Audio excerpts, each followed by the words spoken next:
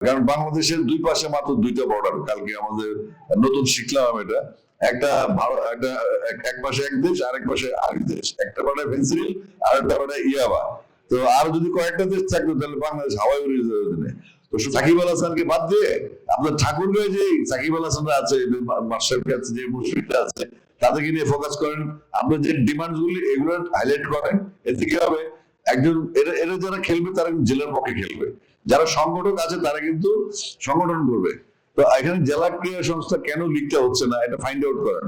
আমি নিজেও এইচডব্লিউ খেলেছি, ডিস্ট্রিক্টে খেলেছি, লিগ খেলেছি। তো আমার ভিতরে আমার সময় যে 87, 88, 89, 90, 91, 92 ওই সময়ের যে বঞ্চনাগুলি আছে, আমার মনে হয় তখনকার চেয়ে এখনকার অবস্থা আরো খারাপ।